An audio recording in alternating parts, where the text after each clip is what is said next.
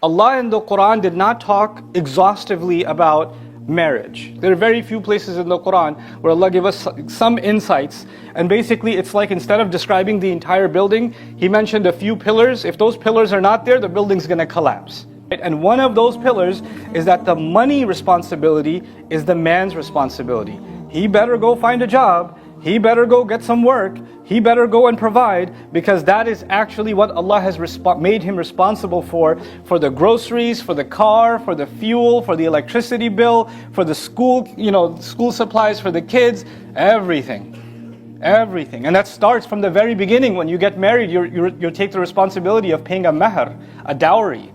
Right? And some people, they love to have a high number for the dowry for their daughter. They say it's going to be 100,000 or 50,000 or 250,000 or whatever. They put this crazy number, and they're like, no, it's okay. You don't have to pay it now. It's okay. But mashallah, we should have a number that looks good. And then people are married for 20 years and the guy hasn't paid his dowry. That's ridiculous. Because this is a condition of making a marriage valid. And a husband isn't even allowed to say to his wife, hey, by the way, can you give me a discount? I know you put 50, can we take a few zeros off of that? Or how about I give it to you, not dollars, can I give it to you in rupees? If you agreed to it, then you signed on. If you didn't want to agree to it, then you should never signed that document.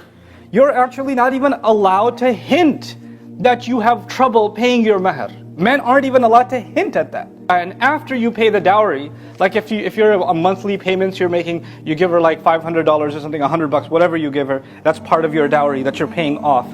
And you pay her and you're like, fine, here's your monthly, this week was really tough. You can't make none of those comments. And if she takes those $100 from you, and then she takes out a dollar bill and says, here, go get yourself some ice cream.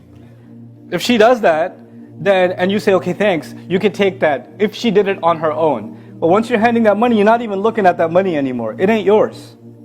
That's part of being a man, according to the Quran. And there are many men around the world whose wives are being told to go get a job and work while they're sitting at home. Muslim men. And they're saying, you have to obey your husband. What kind of what religion is that? Allah Azza wa Jal made men responsible financially. If there's a desperate situation and a wife decides to go get a job and support financially or do on her own, that's a voluntary thing she's doing that she cannot be told to do. And if she does that, if she does get a job, if she does have a business, if her father left behind some stores or some property in her name, and you're like, hey, can we get some of that too? Because I'm your family. No, that's her money. You can't touch it. Allah made this equation in which she has a financial advantage, meaning your money is basically hers, and her money is hers.